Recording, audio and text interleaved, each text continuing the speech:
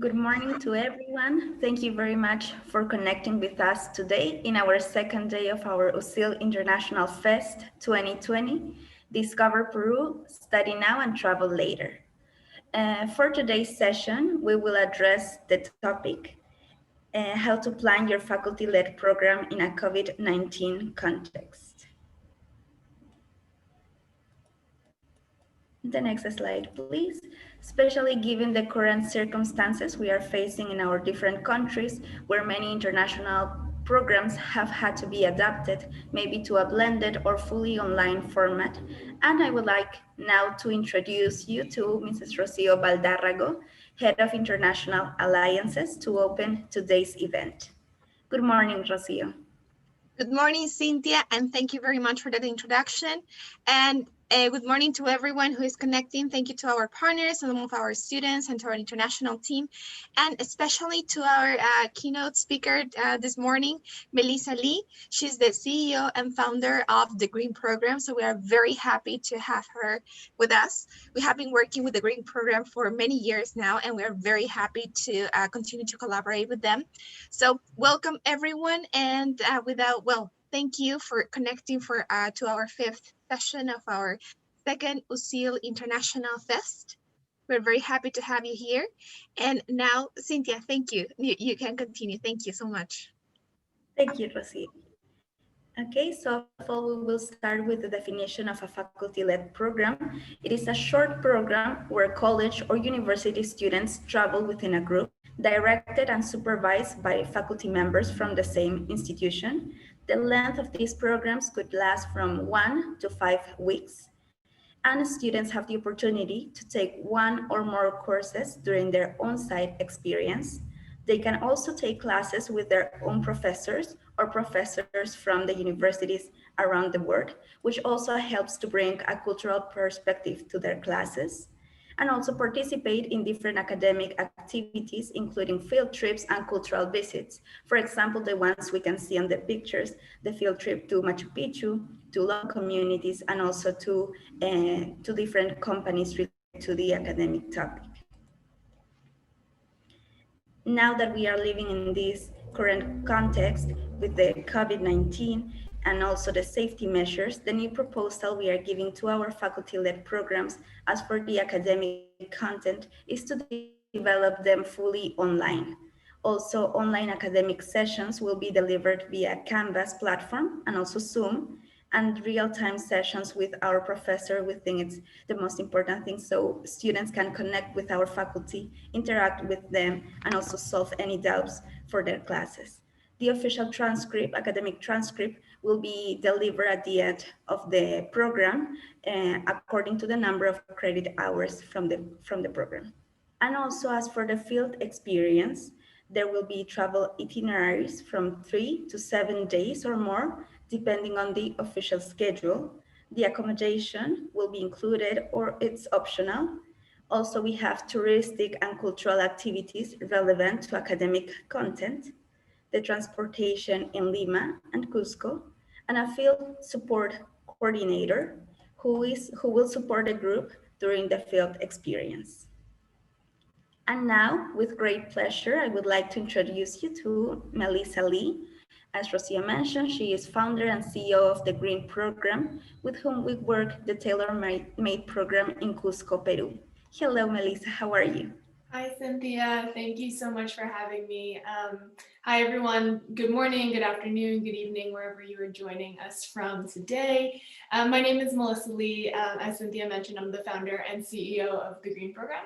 I'm thrilled to share a little bit more about the Green Program, what we do, and how we've been able to stay innovative during this time, which I think is needed more now than ever, especially when we're looking at international education.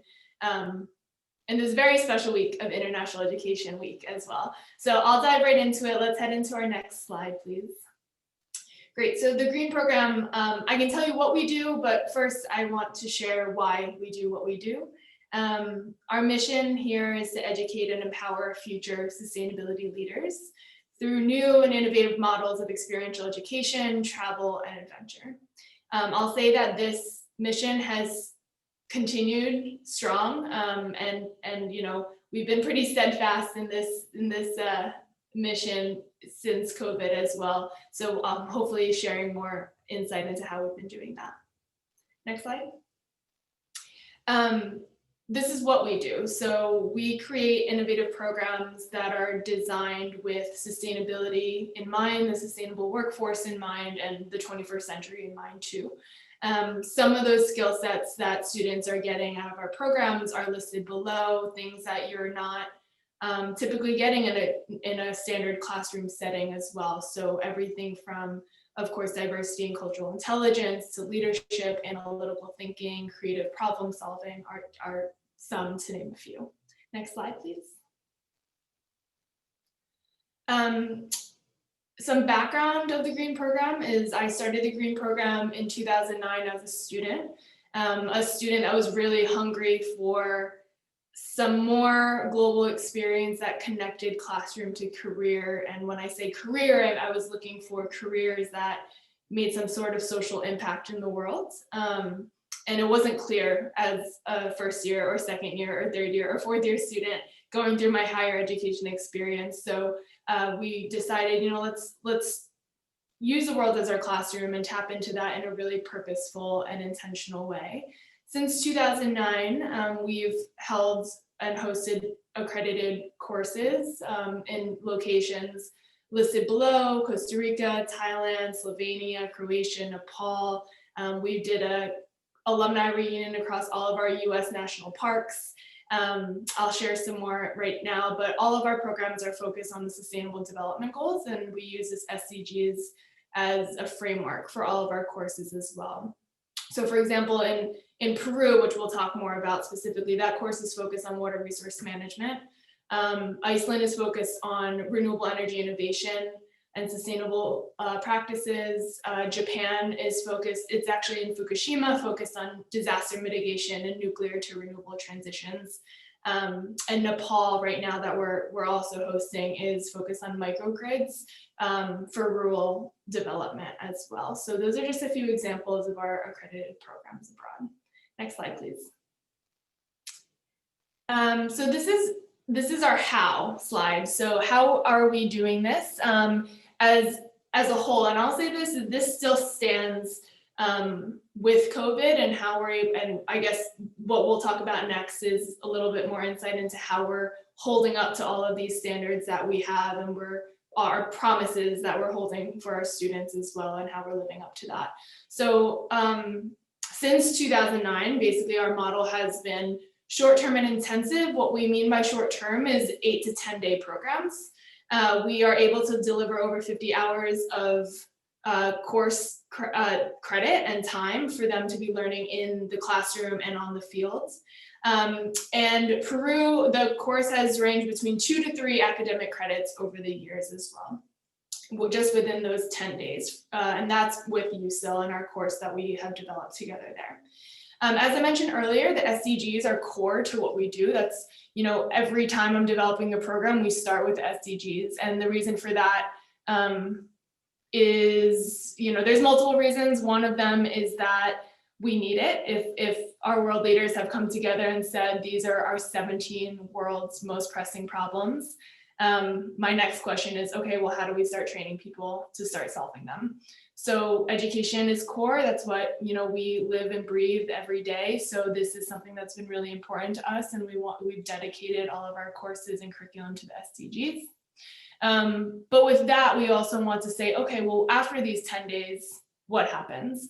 So that's that last section there, long-term impact, is what's really important to us is not only exposing students to what's happening in industry, building industry IQ on these programs. What we're also seeing is how do we help support them as alumni of the Green Program to get into some incredible jobs and impactful jobs in the field that can support their knowledge to action in regards to sustainable development and growth.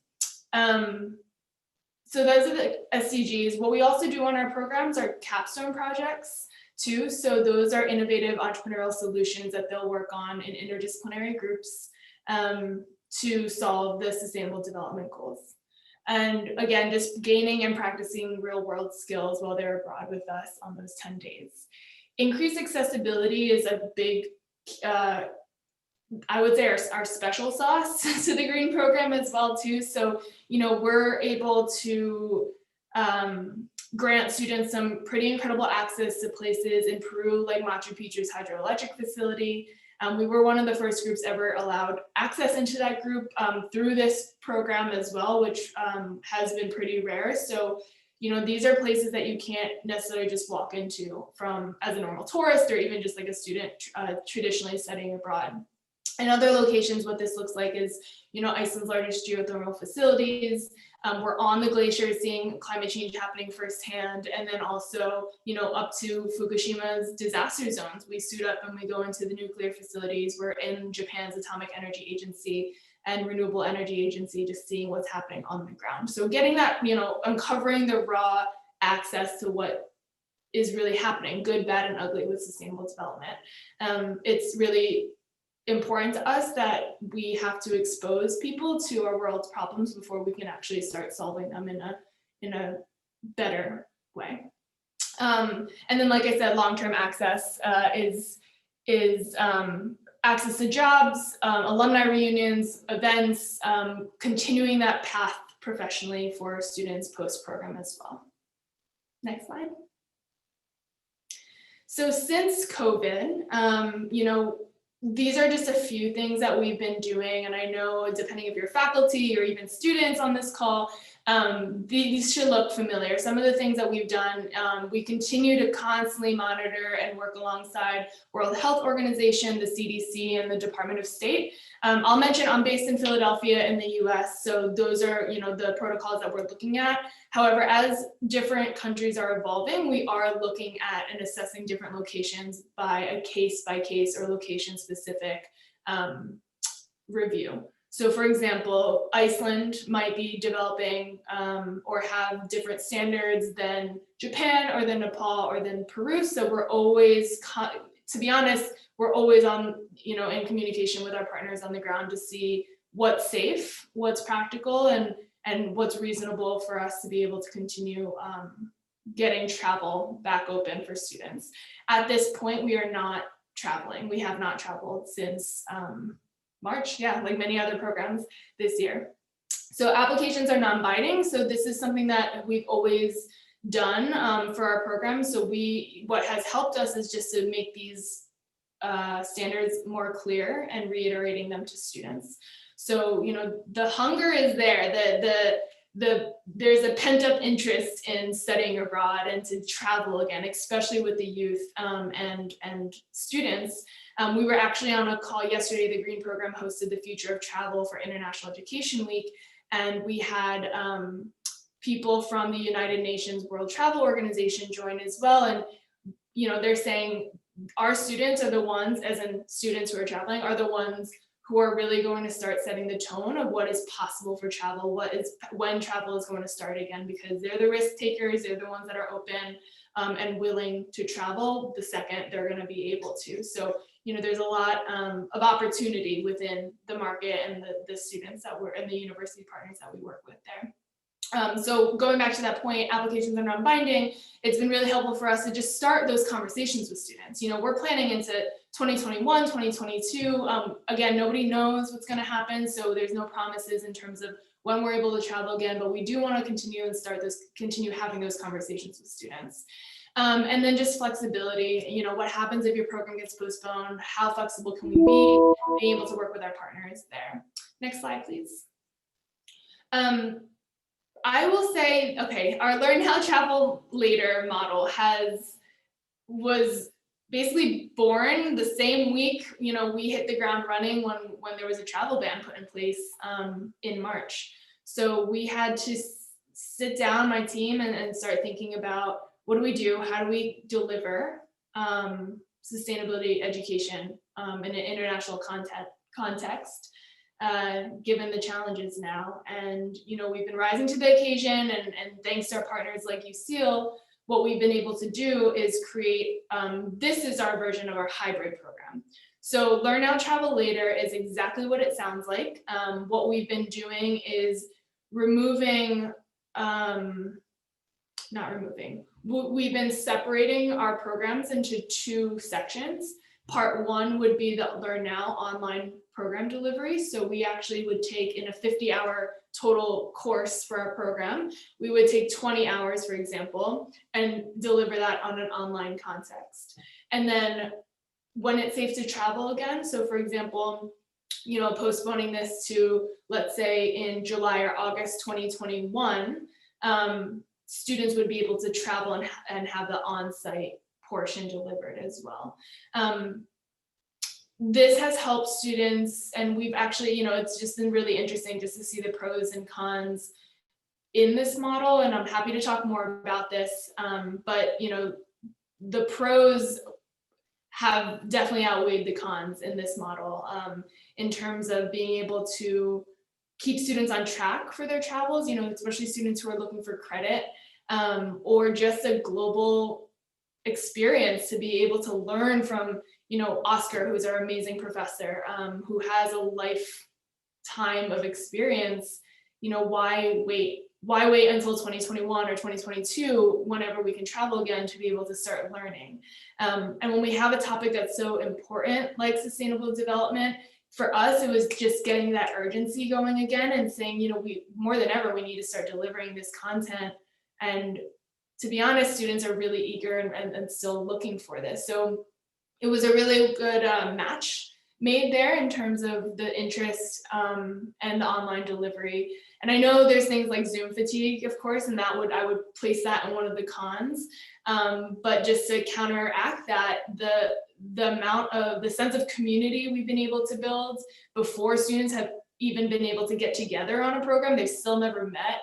The type of debates and conversation and engagement that we're getting on these courses just online have been amazing. And we've never had that pre-program before. We might do an orientation, totally different than being able to give so much context 6 months to a year earlier before. This model, what we've also done is been able to provide different elements of course delivery, like between the travel and the education point too. So we've been able to just like spread it out a little bit more so that it's not so drastic in terms of, students forgetting content or information before they travel. So they're able to stay on track. We're still delivering all of the on-site portions when they're able to travel again, which is really important, especially for the hands-on component. It's safe and effective, and it allows students to get the whole green program experience. This program was also recognized as a top 8 virtual study abroad program by one of the largest review providers for international education go overseas as well. Great, next slide. And then I'll say this other version has evolved recently too, where we have given students the option of just doing a fully online experience. There is a lot of anxiousness around when can I travel, when is the payment due for travel, what if we can't travel, all the logistics behind it.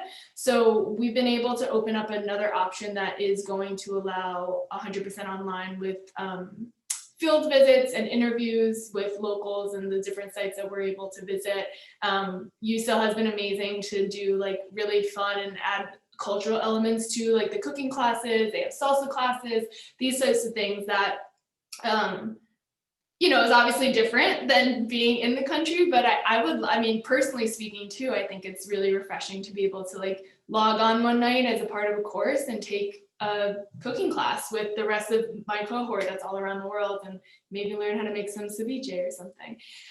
So this has been amazing as well. And I would say there's a little slogan that is there too that's important to us in terms of how we operate and in our environmental policy at the Green Program. So a big pro for anything online nowadays is it's low emissions, and that's one of the biggest challenges right now with how do you create, what is sustainable international education look like moving forward? I would say that this is one of the options too. And this is also a much more cost-effective option for students to still be able to have access to this type of education than pre-COVID. Next slide, please. This is just some feedback from what we've gotten from a mix of our different programs. You know, what has been really clear to us is that the outcome has actually been the same, or maybe arguably better. We have a smaller case study, right, with the online options, but the quality has been right there with our on-site programs and our standard programs for travel. Students are saying that they have had so much progress in such a short amount of time. Students have been saying that it's been the best online course that they've ever taken so far, given 2020. So I guess in 2020, the best course they've taken. But they're still able to see, you know, how these conversations are able to connect to career and sustainable development, which has been really important for us too. So next slide. How we know it works. So we actually have another study happening right now with Middlebury Institute, but that study that's happening right now, which will be out in December, is coming out with the impacts of our fully online models as well as our Learn Now, Travel Later models. This percentage is what we're hoping we set the bar to. So our standard programs, we know it works because we do see that 95% of our students and alumni experience a sustainability related shift in awareness, impact, personal exchange, all across the board for sustainability. This study was conducted by USIL University, and I'm happy to share that with anybody else as well. Connection again between education abroad and sustainability and the impacts there. That's a testimonial from our student, but that's our amazing professor, Oscar Ortega, in the background too, on one of the field visits in Tipon, where we study some of the water management systems there, and those are our students surveying the site. Next slide. And just long-term, again, just driving back to our why, you know, the future of sustainability is in this next generation, is in this generation right now, and the students that we work with every day. So we're really proud to just know that, again, that study, again, proving that students are, you know, really committed to having a career choice in sustainability, or even changing majors or retainment in STEM fields too. But we have students from 180 different majors joining our programs from 70 countries around the world and 500 universities around the world over the years too. And they're now working at some amazing places, making some impact at, you know, some of these amazing companies, NASA, Tesla, the Environmental Defense Fund, to name a few, National Renewable Energy Lab, to name a few. So we're definitely proud of them. And you know, our new models during COVID, Learn Now, Travel Later being one of them, has continued to support that goal in mind as well. Next slide. And this is my information. I'm happy to connect with anybody who's interested in collaborating with the Green Program for use with our program, especially in Peru as well, or just to learn more. That's my email and my LinkedIn, so I'd be happy to connect. But I do want to thank USIL so much for this. I think none of this would have been possible if it wasn't for, you know, Rocio, Michelle, Cynthia, like jumping on the call the second all of this happened. And at the end of it, it comes down to who you're working with. And what's really important for us is, you know, having partners that are still as committed as they were, even, you know, maybe even more so now than before, maybe, but to making it work. And this takes a lot of flexibility. It takes a lot of brainstorming. It takes a lot of Google Docs and just all the conversations behind the scenes to make it happen, and the willingness to do it, right? And of course, in a world where we don't know the future. So yeah, thank you, USIL, for making this possible for all of our students as well. Thank you, Melissa. Thank you so much for presenting. Thank you for sharing this experience with us, and thank you for being such a wonderful partner. It's a pleasure to work with you and your team. And yes, as you said, you know, it's been very challenging, and I think the word these days, and I'll take this seconds to thank our partners who have connected this morning. And the word that we have been using very lately has been to be innovative and very creative, right? And also resilient, flexible, and to be able to continue delivering quality programs to our students, working along with our partners. So along with this wonderful program, which we really hope can continue working and getting stronger despite the current context, which is the Green Program, we also have worked on other programs which you're probably familiar with. And allow me to show you, for example, we have established the Inca Architecture program as well, and the nutrition, our service learning program, which used to be, a very interesting and enriching experience for our students, can continue to be if we can adapt it to a different model. So we are already working on that, to be able to provide with online experiences and then to be able to complement them with a field experience as well. Our Spanish immersion program has been totally transformed into an online context. So we do offer online programs for students who are interested in learning Spanish or improving their Spanish language skills. Our gastronomic tour is also very interesting because we have been working on it with different partners from France, from Chile, and in other countries in the region. So we do part of Peruvian cuisine, and then we blend it with the cuisine or probably wine tasting from the other partners. So we have different options, and we have also been able to adapt supply chain management, history of the Inca civilization, and biodiversity of Peru. So if you're interested in providing your students with a faculty-led program option for next year, we'll be very happy to discuss any of these options, of course, adapting them to the context and the restrictions that we have right now. Next slide, please. And of course, I mean, we do have many interesting sites to offer for our students once they can come. We're very hopeful that the tourism industry will recover pretty soon. Honestly, travel restrictions are still in place here, and we really look forward to August 2021 as the earliest date in which we will be able to travel safely and to be able to responsibly encourage our students to travel. So we're really looking forward to that month, and hope that by then we will be able to invite you to visit, for example, the Nazca Lines, the Manu National Park, to enjoy our wonderful cuisine. We Peruvians we're very proud of our cuisine, of the variety of our produce, and we have been elected for 8 consecutive years as the best culinary destination in the world. We invite you, of course, to visit the city of Cusco, to visit Machu Picchu, to visit Lima and its wonderful sites, and to visit the beautiful city of Arequipa. It's called the White City, it's my hometown, and it has some wonderful sites and food to offer for visitors. Now, allow me to give you some information about the university in case you don't have it. Next slide, please. Theo, next slide. Well, just to give you some information about USIL.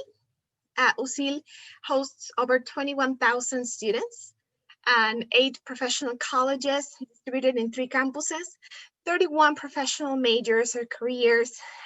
We offer a bilingual curriculum which allows us to give different opportunities for our students coming from different regions, not only from South American countries, but also from Europe, from the United States, from Asia, from Australia. They can choose to take courses with us, even, faculty-led programs, and also online courses that we offer during our summer and semester programs. They can also take part in volunteering and social responsibility activities, and all of our programs have an entrepreneurship-oriented component. And we also offer them the possibility to participate in extracurricular activities such as dance, culture, mindfulness, sports, and many others. In this context, of course, it has been very challenging to be able to do all of that with students at home, with teachers being at home, but we have managed to deliver this kind of activities and still have fun and be able to create this sense of integration among our students and our faculty. So with that, next slide, please. With that, we would like to thank you all for connecting. Please, if you are interested, if you have any questions about our faculty-led programs format and the way we're working on them right now on this blended format or online format as well, please let us know. This is our email. And of course, you have my email as well. And Cynthia, Jose Carlos, Michelle, we continue to be the main contacts for any kind of information you might need. Please write to us to inboundmobility@usil.edu.pe and follow us on Facebook and Instagram. And I would like to ask you also to fill out that survey that we had just put in the chat box. And if possible, right now, actually, Cynthia just told me, we have many of our partners connected. If you could take just 1 minute to turn on your camera so we can have a nice picture of all of you, that would be amazing. So Cynthia, we're all yours. Let us know when you click. Yes, I will ask our partners to please turn on their camera so we can have a beautiful pictures of today's event. Okay, so I will be having the picture in some seconds. I think, Phil, you should stop sharing the screen so we can have it a full screen or no? Oh, no. Yes, please, Fio, if we could. Yes, thank you so much for connecting. Fiona, Marvin, thank you. Carol, Max, thank you. Thank you so much for connecting. Our partners from around the world, thank you very much for connecting today. Okay, so I will have the picture in 1, 2, and 3. And there is Claudia, 1, 2, and 3. Thank you. I already have the picture. Thank you very much. Thank you very much. Thank you, everyone. Again, thank you, Melissa. Thank you so much for presenting for us today. And thank you, everyone, for connecting. Please stay safe and stay in touch. Okay, we look forward to working with you. Take care. Thank you.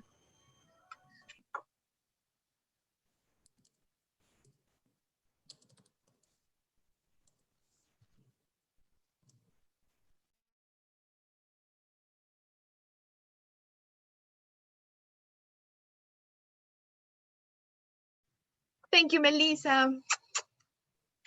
Thank you for having me. It was great. And if anyone wants to connect to, I'm happy to talk to them more.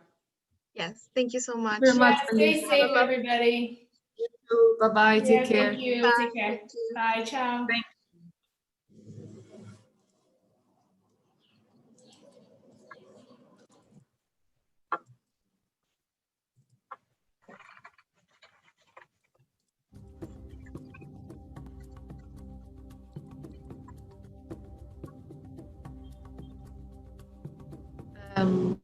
Aquí en